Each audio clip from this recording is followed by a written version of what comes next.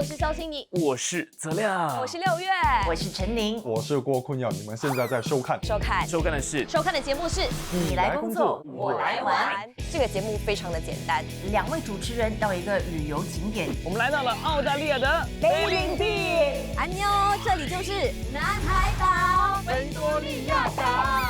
一名主持人就会去体验一下当地旅游业的工作。这就是一条缅甸蟒，我要来清理一下它的家。我今天将会在海上平台 pontoon 工作，感觉工作的强度应该会大大的提升。它是有一定的重量的，它越高的时候呢，它就会越重啊！这次我要做很多的章鱼。我看到了，张张你，多就这样，不容易耶。感觉我这次的工作都是体力活。I'm strong, African woman。而我这位主持人呢，就会来玩。这个不错，这个不错。你们不要以为做工的最累，其实这样一整天玩下来是蛮累的。哇，也太美了吧！我就慢慢的走走拍照 ，Let's go。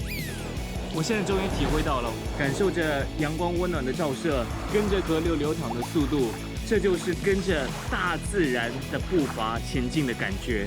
哇，这里很美耶！太棒了！看着这么美的景色，放着烟花，整个就是韩剧出演的感觉。我们成功了！这个节目的宗旨呢，就是想要了解一个地区的旅游业蓬勃发展的背后，究竟是有哪些类型的劳动力在支撑着？那我希望这一次呢，幸运之神能够眷顾我，让我可以成为那个去玩乐的主持人。拜托！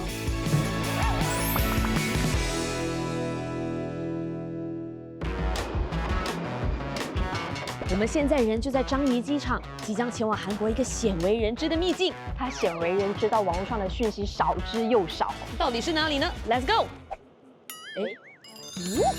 安妞，这里就是南海岛。哇，这是一个难上加难的旅程哎，因为我们来到了韩国南部的庆尚南道的南部海岸南海岛。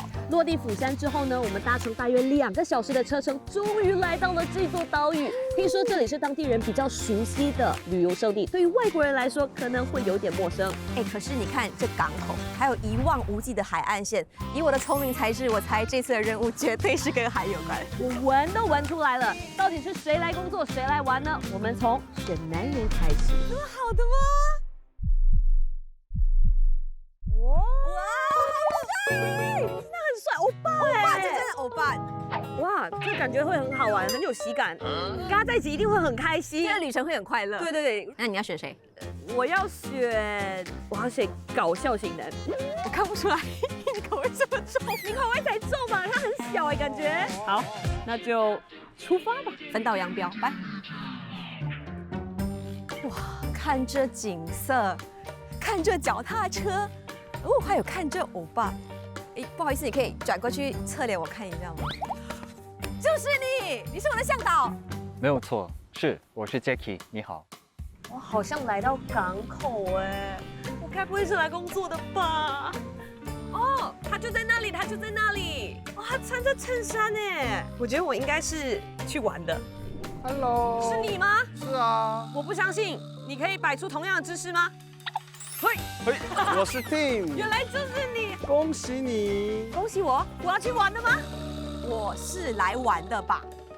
对，你要去捕捞提鱼。我来工作的。OK， 小心你！你是说出海捕鱼吗？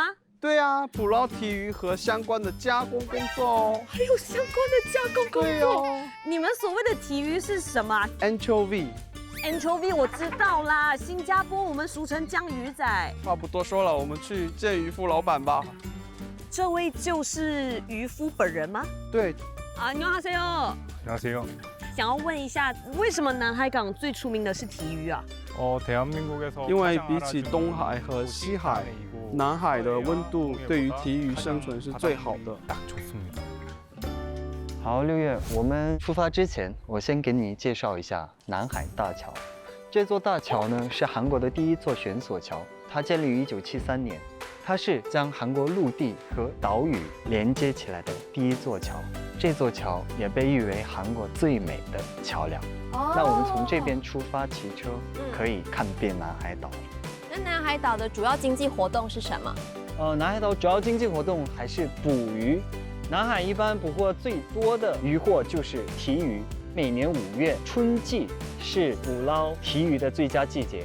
这时候到访南海的游客可以看到渔船卸货的场景，再加上可以吃到各种各样的提鱼料理。哇，5月份最好玩的活动是出海捕提鱼，所以肖心怡，你的工作该不会是出海捕提鱼吧？哦，这些都是南海最有名的提鱼吗？对吗？是的。这已经加工过了吧？这个是小、中、大。其实我觉得你们这里的提鱼跟新加坡的江鱼仔差不多啊，除了比较大一点点，是不是根据大小，它们的味道也会不一样啊？네, 맞습니다. 是的，它是越大，味道就越浓。所以我们常看到的那些拌菜都是用小的制作咯，那汤底就是用大的来熬。 네, 맞습니다. 是的。我吃看小的啊。真的跟新加坡的差不多，但我觉得味道淡了一点点。现在我要吃看看大的，哈，对不对？짠， 짠。 근데 南海提鱼的特征是头也可以吃。味道更重，可是我咬得到肉。我虽然是韩国人，但是我觉得这是我吃过的提鱼中最好吃的。最好吃，最好吃，真的。那我最重要的问题来咯，我到底几点要上班啊4시까지는 오셔야 됩니다. 4点， ？4点，凌晨4点。出海。예. 好。Jackie， 那个是什么？这个是捕捞提鱼的一种传统的方式，叫주방용。那주방용就是厨房脸的意思。所以心怡就在那里面是吗？在那里用一种传统的方式来捕提鱼啊？倒不是了，因为他们是要去以商业的方式出海去捕鱼，因为这个捕鱼的量没有他们多。那这个竹房园是怎么捕到提鱼的？这是利用潮汐和水流捕鱼的。竹房帘是用300多个11米长的竹片连接成 V 字形的栅栏，插在海水中。在它这个底部呢，会有一个圆形的捕鱼网。当海水涨潮时，这些提鱼就会流入 V 字形的结构。那退潮时，这些鱼就会困在里头，渔夫呢就可以把它们打捞起来了。啊！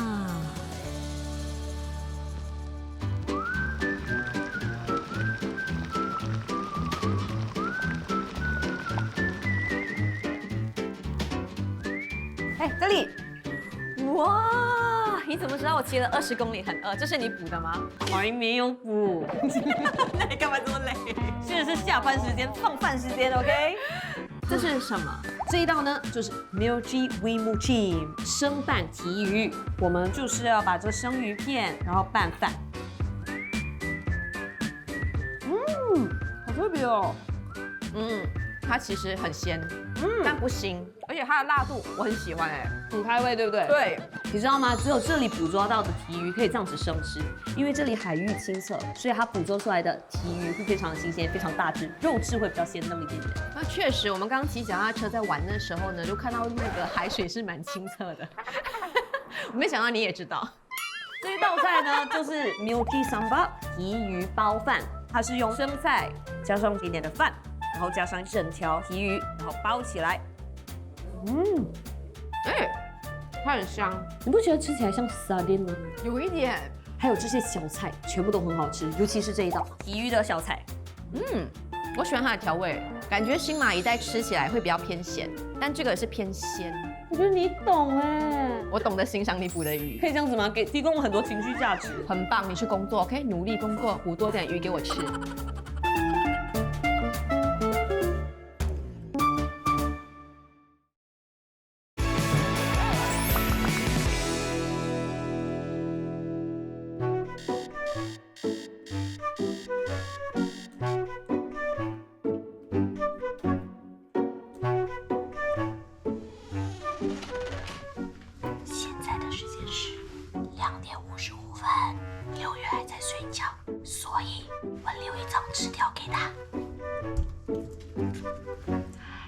得买东西给我，睡到像猪一样。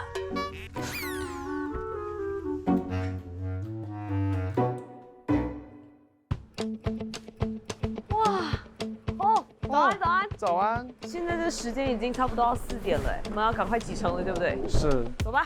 走。 빨리 오세요. 안녕하세요. 지금 늦었어요. 빨리. 现在晚了，赶快穿。为什么我们要这么早啊？ 물때 때문에. 是因为水进来和出来的这个问题。哦，潮起潮落是不是？。对，潮起的时候体育比较多。 네, 맞습니다. 是的，那我们现在大概要开到多远去啊？ 앞으로 30. 还有30分钟。老实说，我真的搞不清楚状况，整片都是雾，我什么都看不到，就连指示方向或者是拿照明灯的时候，都是空空如也啊，什么都没有。我今天该不会什么都没做到我就回去了吧？我2点起床哎，天渐渐亮了，我们应该快要到了，我觉得。我们好像找到了，我看到水面上有一些东西，哦，他们动作好迅速，他已经在开始拉了哎，后面也在捞。一开始他们在收绳子的时候，我真的不知道他们在做什么哎。之后我才发现，原来网已经固定好在海里了，所以他们一直在把范围给缩小，所有体育就会集中在那里，我们就可以直接捞网捕鱼，哎，一网打尽。哇，珊珊一脱他的手套给我，就是叫我做工。哎，我有看到鱼哎，是旗鱼吗？哎，很重哎，不是说好机器的吗？机马哈杜塞，啊呀，它好长！哇，你知道我的感受吗？看到网中间有鱼的时候，哇，我超级兴奋，我终于捕获到鱼了。好，现在有一个人在拿那个渔网，然后把所有的鱼给捞起来。선배님，那个，出吧。当我看到渔夫同事他们那么轻松的可以把鱼给捞起来的时候，我就想说，我也可以试一试。哎，多就是要，哪里知道原来它那么重，这不容易耶！哎，我觉得我会掉下去耶。嘿， 찡이 많이 very heavy 啊，很重哎，你有看到吗？我差一点都掉进海里面了，可是没有人要救我，好几次呢。我们现在就是要把绳子给解开，很简单，我就喜欢做这种东西嘛，你看多好。然后呢，现在把网给拉起来。啊，一个 second net。예, 작은 멸치. 哦，这是比较小的旗鱼。原来第1层网的洞口比较大，第2层网的洞口比较小，所以当小鱼自以为是的穿过第1层网的时候，它就被第2层网给困住了。人类果然是最强大的。哇，其实不只是旗鱼哎，还有这种小的，还有那种长的，这是什么东西？其实我也很想去爬山，风景多漂亮，看日出嘛。抓什么鱼啊？我们昨天去骑脚踏车，今天一早来爬山。为什么我觉得我的行程好像比悉尼去工作还要累？这叫充实了。而且你比较幸运，因为我们可以来到这边最著名的景山。景山它海拔704米，然后它有一座莆田在山上。那这莆田是韩国佛教3大起源处之一，可以许愿，没有错。所以我们要快点去许愿，快点，对不对？快点出发。这个是有人叠的吗？是，他们会叠这个石头许愿。真的啊？所以就是我叠得越高，就越有机会成真。而且它绝对不能倒下。好，那我要许愿得红星大奖。在登山的过程中，你就会看到有很多那个石头塔，是每一个人来登山的时候许下的愿望。它会给我一种，我只要努力完成这个登山任务，我就可以愿望成真的感觉。登山这个活动呢，你让我自己一个人去，我可能不会去；但是你让我跟朋友一起去，像是我跟 Jackie 一起这样子，我就觉得蛮有意思的。瞭望台，哇，很美耶！悉尼，你在哪儿？我们现在做的呢，其实就是分类，要更仔细的把不是旗鱼的生物给拿起来，因为刚刚抓起来的时候，只是大概的把它分类开来。铲子哦 ，I can do this。会。哎，他们就这样走开了。说好的一起呢？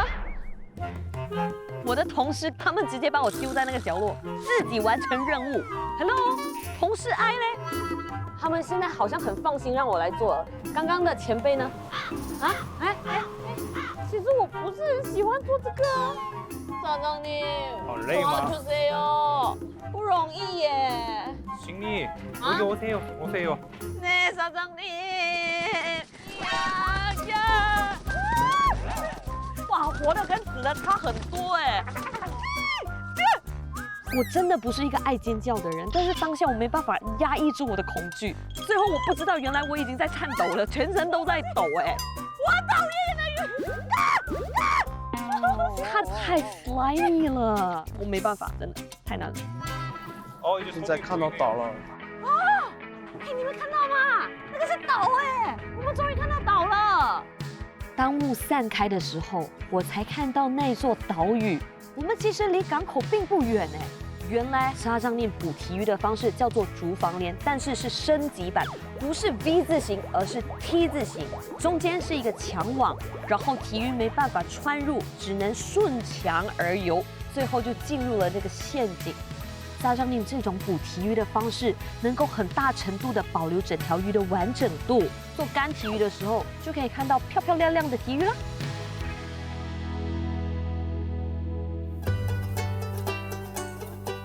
好，6月，我们现在到了普提安的观音像前面了。这个地势来说，其实就是风水宝地，所以他们把起源处建在这里。所以我许的愿望都会成真。没有错，心想事成。好。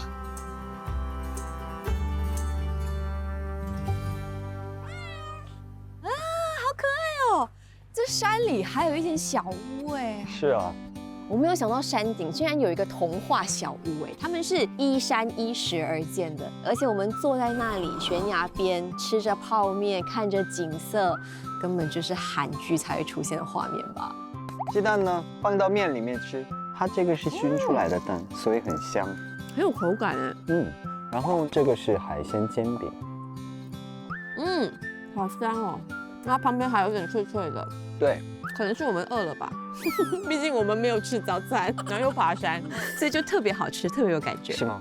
然后呢，这就是米酒饮料，韩国人很爱喝的，但是它没有酒精。沾，有点甜甜的，我觉得它很像我们那里的花生汤，但是它是米的味道，米香。沾是韩国人的说法，就是新马一带的话，我们有个特别的叫做양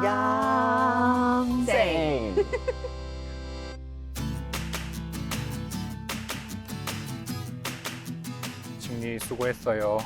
辛苦了。我也觉得我辛苦了，但每个人都很辛苦啦。我们开吃吧。好香哦！好，我试试看哦。잘 먹겠습니다。很好吃哦！哇，不知道为什么，是因为海鲜特别鲜美，是不是？我吃看这鱿鱼。哎，这很好吃哎，这好脆哦！哇，这螃蟹太肥美了吧，还有蟹膏哎，很甜哎。我觉得6月一定吃不到我这么丰盛的拉面。哎，可是我很好奇哎，为什么今时今日他还会选择想要从事渔业？ 힘들지만 虽然很辛苦，但是非常赚钱。알겠습니다。而且可以一边工作，然后最后吃到很好吃的海鲜。你是从小就在南海这里长大吗？ 네, 남해. 我确实是在南海长大的，但我在首尔上班一段时间，然后再回到南海的。那为什么最后还是选择回来南海岛？ 부모님이 연세도 因为我的父母年事已高，我身为长子，我必须回来继承家业，完全正确，对不对？对。哇，我韩剧真的没少看。那你喜欢这里还是喜欢首尔？ 지금은 南海比首尔好，因为在南海只要早晨工作完了，下午就有自由的时间，所以相对于繁忙的首尔生活，在南海就有更多的爱好，还有更多自己喜爱的活动可以去做。那体育对于南海来说其实是非常重要的。体育对你来说又有什么重要的意义呢？ 对我来说是一个喜怒哀乐。如果体育捕获多的话，是一个高兴，然后也有很多的感情在里面。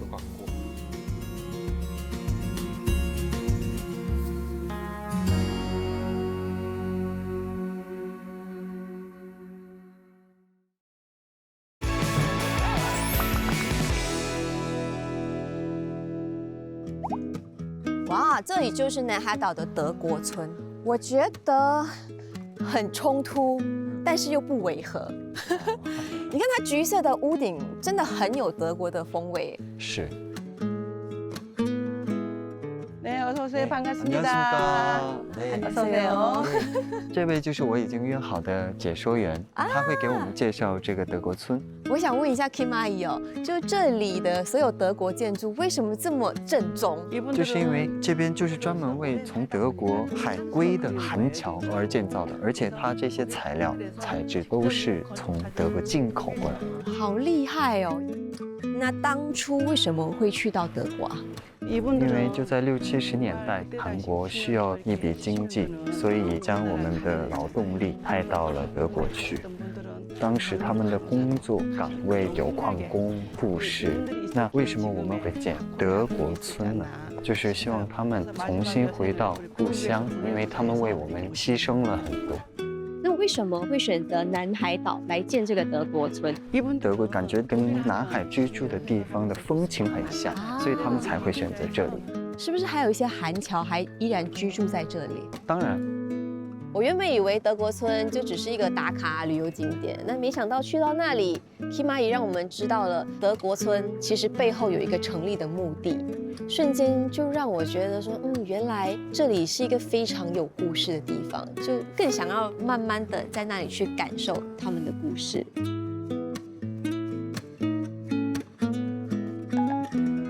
喂，你在干嘛？你下班了？你在什么状态？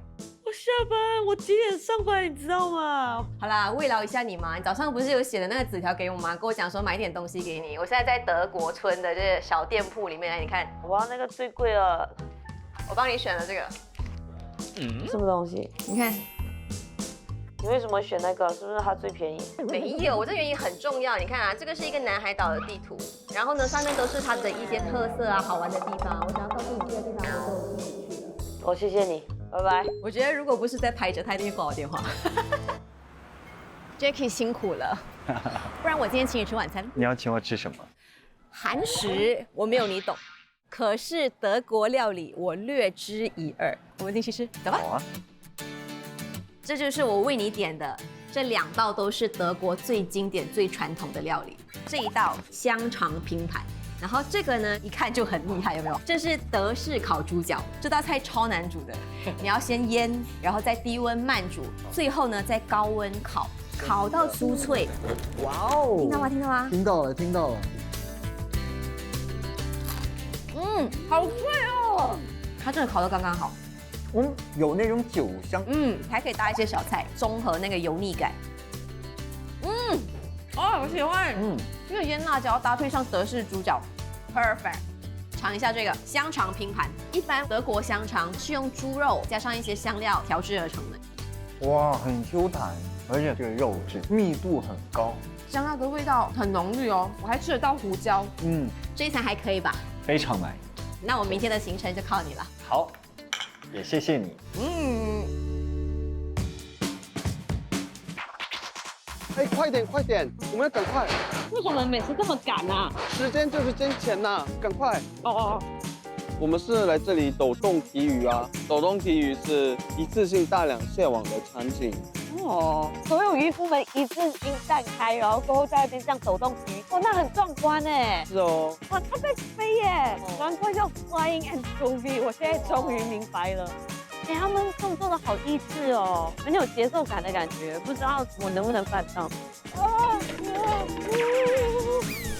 打张力，很高兴的。对不起，我迟到了。我现在要做些什么？现在在抖动旗鱼。那有什么需要注意的吗？一定要用力，让旗鱼能够准确的掉下来。OK， 我想我应该可以上班了。卡架，等等，听到，来不掉。卡，中间，在中间。我好不容易准备好的时候，我发现我不知道什么时候要插进去，他们都已经一直在做那个 rhythm 了，我不想要去打乱他们的节奏，所以我应该在什么时候进去？什么时候？最后我发现我还是先叫一个下来先啦。Dan，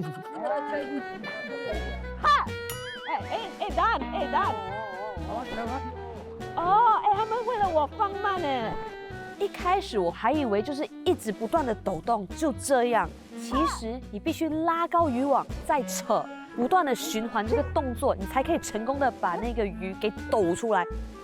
我不可以乱开嘴巴。啊 ，him， 没事的，没事的。才干嘛？听着了，有听着了。哇，我在哪里啊？天哪！他刚才那个鱼直接往我脸上打啊！血跟内脏！我往下一看，才发现全都是尸体，地上不是鱼肉，就是鱼头，要不然就是内脏、血水，哇，超级可怕哎！我现在才发现，原来我昨天待的船有多幸福，上面的鱼都是完整。然后，其实那一艘船是干净的，这艘船是尸体遍野。6月，你真的要来看看，你平时在吃的那些料理美味，都是这样子得来的。我要去做工了。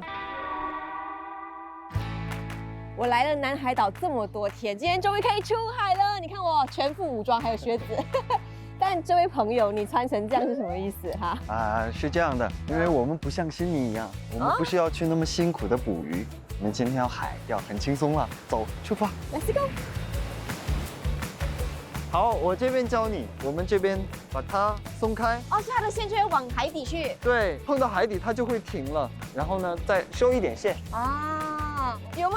哎，好像有。你这么厉害钓鱼的吗？好像是的。哦，不是。是空欢喜一场。空欢喜。Jacky， 我发现一件事情哎，这个不是用真的鱼当鱼饵哎。是啊，没有错，它没有实际的诱饵，它只是放了小鱼儿的香味在上面。哦。那因为我们现在要钓的是石斑鱼，所以我们就把石斑鱼它喜欢的香味放到上面当诱饵。这次的海钓让我大开眼界。我以前钓虾的时候是用蚯蚓当鱼饵嘛，那结果我们去海钓的时候，那个上面没有任何东西哎，太不可思议了，真的。Jacky， 我们好像钓了很久都没有收获啊。是啊，就是今天天气没有特别好。如果说能现场钓到，我们想着就直接吃一下沙西米。所以就没有沙西米可以吃了啊？不会不会，因为可能我们船长知道我们今天钓不到，所以他已经为我们提前准备了沙西米。我不知道要说开心还是不开心，你知道吗？那还是说比较贴心了。好，学长很贴心。对。原本我以为我会很渴望钓到鱼，但后来发现我更享受那个过程的当下，因为毕竟我们的船长都为我们准备好了，他就是看不起我们，以防万一啦，怕我们如果没有钓到的话，我们还是有东西可以吃。我没有想过我在船上可以直接体验omakase的 feel。哇，我已经准备好了，来吧。先尝一下好吗？蘸一下我们韩国的甜辣酱，很鲜呢。好好吃哦！对啊，没有一点腥味。没有，我以为韩式甜辣酱只能配烤肉，我没想到它配生鱼片也这么好吃。因为我们平常吃生鱼片都是配什么芥末啊，然后还有酱油啊，配韩式甜辣酱绝配。6月，我们马上就要靠岸了，那边就有悉尼他们捕捞鲫鱼的船，要不要我们去看一下？当然要看一下，看一下悉尼的笑话。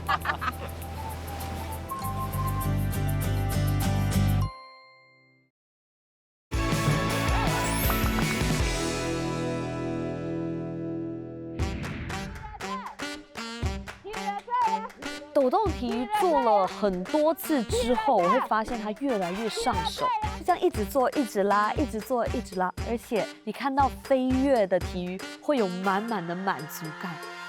我发现这里好多的鲫鱼都是没有头的，我仔细一看，发现原来鲫鱼的头都卡在洞口那里了。小张毅，我昨天去另外一个渔船，它不是这样子捕鱼的，你们这个是什么方式啊？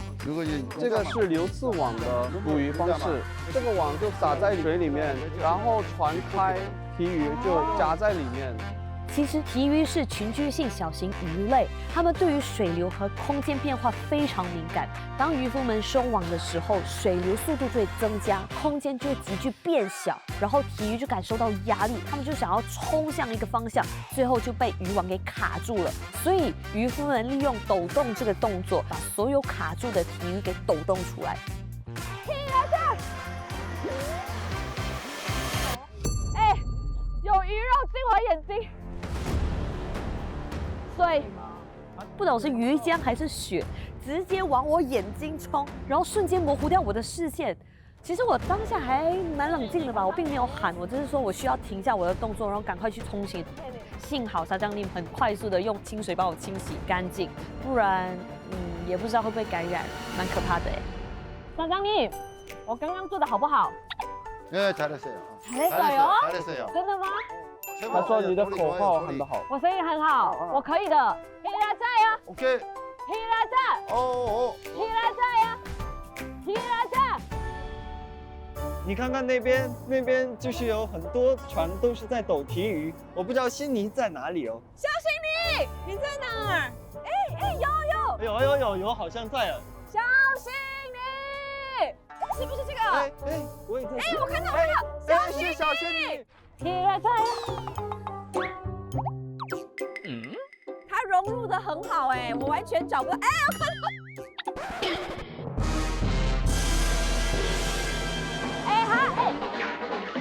Let me do it. My friend is here. 哎，来不及了，你跑吧，你听了在。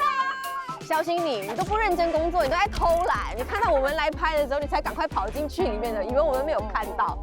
天啊，这种只有在镜头上面才在工作的人，真的是。我来看你的笑话的。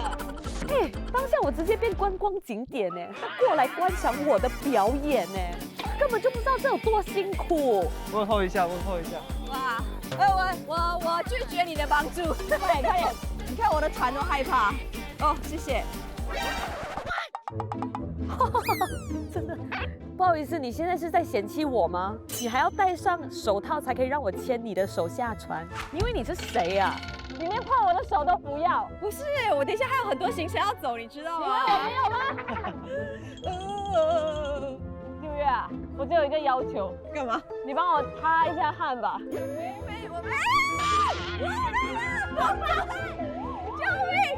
我不害怕弄脏我自己，只是我真的没有心理准备。小心翼翼真的很夸张，我一上船，你平常都没有对我这么热情，什么情况？你有看过同片的这样的鱼吗？哇哦，这就是 flying anchovy。怪不得会有海鸥一直在附近等，对不对？对，这些都是渔网。对，所以这里抖动了下去了之后，皮鱼就会掉进那个水里，然后也会在网里面这样子。哦，没有浪费。当然抖动了就是为了收集它们，你以为抖来玩的，还是抖来给你看的？原来大概每年的5月中旬，弥竹港就会举办这个为期2天的宝岛提鱼庆典。这个庆典呢，不仅仅提高了渔夫的收入，它还提倡了地方文化，一举数得。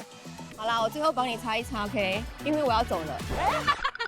好啦，你加油 ，OK？ 好吧，我去做工喽，全副武装，好吧，加油，拜拜，心怡，加油。 6月，今天呢，我们来到了南海的海边，你知道为什么吗？不知道，因为我们今天要体验一下这边的皮划艇。对，因为南海这边是出了名的风平浪静，适合划皮划艇。对，再加上整个南海岛是国家公园，所以去哪里都是景色特别美。哇，凉风习习，我觉得这个天气刚刚好哎。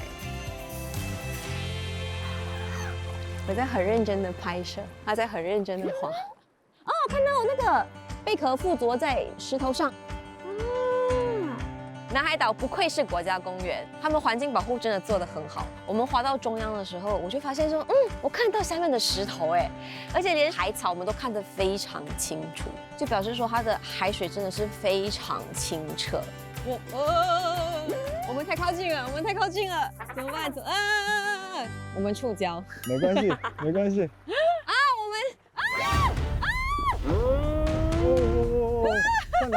拿好。我们触礁，我们现在不小心卡在有很多岩石的地方，我不想掉下去。好，我们滑出去。原本听着海浪声，好惬意，好宁静，结果突然之间我们就触礁了。我吓到我手中的那个相机差一点要掉到海里，你知道吗？吓死我了！不要放！还好 Jackie 的皮划艇技术还不错。你不要动啊 ！OK， 我不动。他就跟我说：“你不要动，你不要动，他来。”我就说：“好，你来。”然后他就赶快把我们划出了那个触礁的地方。Jackie 赞，我给你5颗星。过了漫长的1个小时，终于把所有的体鱼给抖动出来了。收网了之后呢，最后就是终于要把体鱼给捞起来了。哦，哎，他们用2种不同的网，我们刚刚抖动的体鱼全部都掉入红色那个，所以现在的工作就是把里头的体鱼全部给捞起来。I try。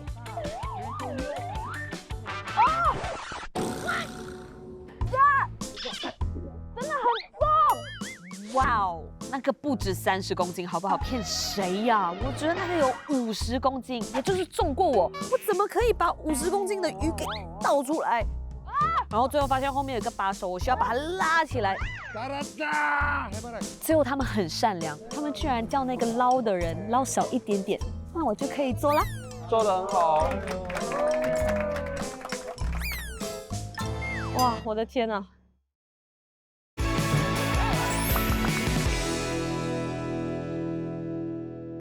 来到统营一定要来体验螺钿漆器课程。螺钿漆器它其实是一种以生漆为基底哦，将贝壳薄片呢，像是鲍鱼壳切割、研磨、镶嵌之后做成各种形状的传统工艺，一般是用在家具还有首饰盒上面作为点缀用途的。今天我们不要这么难，简单一点，我们在镜子上做装饰，所以我就夹我喜欢的。这你不觉得很像小星泥吗？不知道是人还是猴子。还有正反面哎，正面那个的话是有一个五彩缤纷的颜色的。我们选好圖案之後，就要把鏡子的底部全部塗滿膠水，然後把你選好的圖案直接放在膠水上。바나나가 있을 거예요.啊，可以確認這個應該就是猴子了。啊，花，是，老師很懂我要什麼花。我覺得要很小心，因為它很脆弱，所以你要確定它哪一面是正面，你才把它貼上去。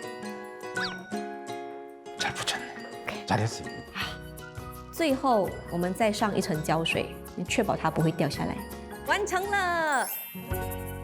捕完体鱼之后呢，接下来我们要学习处理体鱼。处理体鱼有2种方式，一种是送去做鱼露，另外一种是送去餐馆做料理，对吗？对。这里就写着판매장贩卖场。안녕하세요。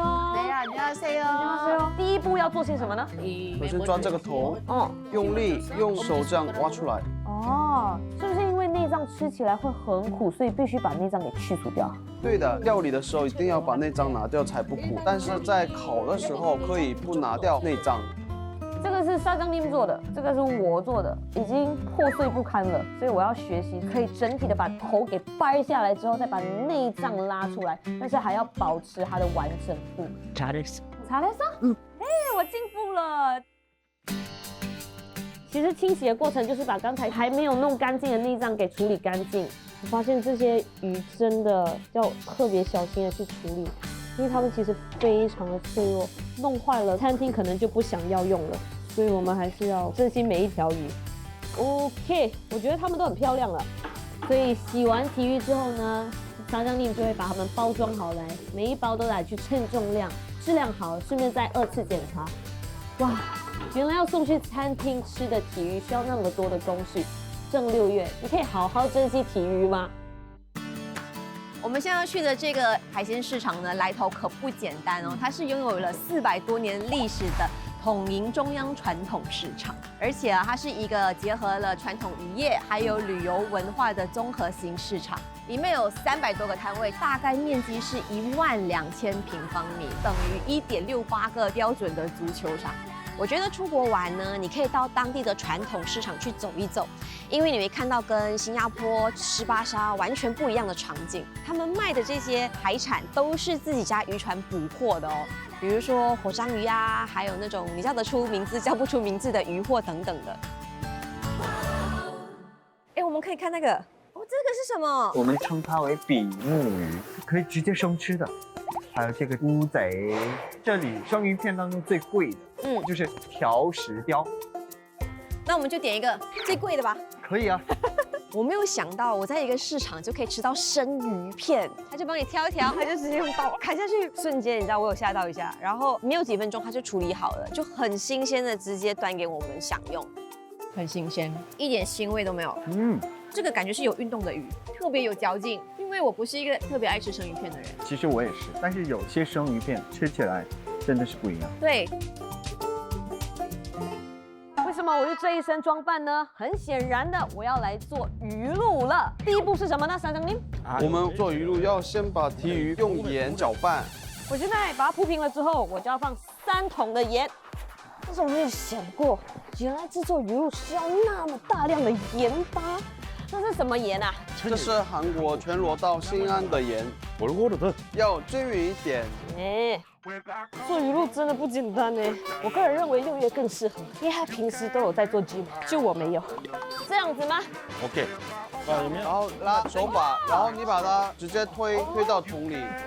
哇！然后一半的盐给它放桶里，这样子就可以很好的保存。那要腌制多久呢？3年以后是最好吃的。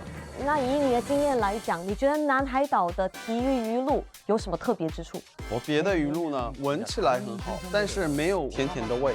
我们的提鱼鱼露呢，不仅闻起来香，而且也很甜。알겠습니다。吹过的盐跟吹过的提鱼制作出吹过的鱼露。看他的笑容多棒啊！我又完成了另外一个任务了。잘했어요。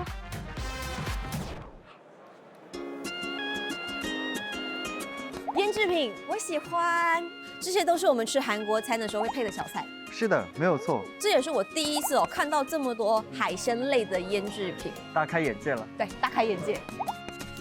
这很少会在新加坡的巴沙里面看到熟食，是吗？而且种类很多，都是我没看过的。糯米野菜煎饼，没有错。哇，很黏哎，它跟我一般吃到的煎饼更有口感，因为是用糯米粉嘛。再尝一下我们南瓜煎饼。好好吃哦！南瓜很香，是带甜的。你有吃过吗？我没有吃过，我也很少吃。它跟我想象的味道不一样哎，我以为它的口感会是像鱼的，那不是，不知道它是不是用鱼干做成煎饼哦？对，感觉可以下酒。我们可以打包一些统营的特色美食回去给心妮吃吗？当然可以啦。此刻我就好像走进了韩剧里，终于是香香的了。虽然身边不是欧巴，这里跟首尔好不一样哦。对，这里就像韩国80年代的建筑。原来欧巴沙장님是在这样的环境下长大的。今天呢，我们会有个社区聚会，我和6月打算好好犒劳一下这里的居民。죄송합니다. 드셔보세요. 네, 수고합니다. 잘 먹겠습니다. 감사합니다. 平常吃饭需要拍手的吗？我不知道，不需要啊。드셔보세요. 많이 먹어요. 네. 这位是我的欧巴沙장님啊，他会讲中文，会讲中文呢。听不懂，我听不懂。我今天还去跟他妈妈学做了这个小菜，就是那2道。对，就是他们家族秘籍，是他的家婆教他的。哦，你那里好像也不错啊。我们今天去统营中央传统市场买了很多比较传统的一些料理回来，你可以试试看。欧巴，我相信你应该知道吧？ 먹어봤어요. 它叫中午紫菜包饭，所以他们那个时候出海捕鱼的时候，想说料放在饭里面的话容易坏掉，所以他们就是分开放的概念。那我很好奇，大家都是在南海长大的吗？他和我是出生到现在没有离开过。那大家都是从事跟渔业有关相关的事业吗？我们村长夫妇到现在还做渔船。2位几岁了87人。87，哇，完全看不出来哎。大家都是吃了提鱼，所以看起来这么容光焕发吗？那我很好奇，有那么多游客过来，大家都喜欢吗？来南海郡旅游的人，我们都欢迎。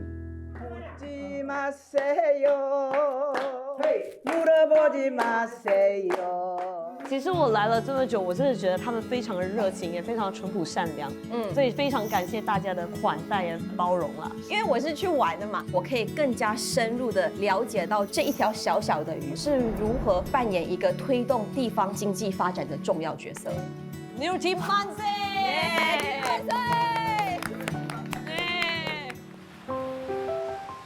说真的，我们第一天来到这里，和我今天现在坐在这里的感觉完全不一样。我一开始对体育不怎么了解，当我参与所有体验，都让我感觉到满满的成就感。我真的觉得我成为了南海的一份子。我跟你讲，你一定要看这一集，你才会知道我经历了什么东西。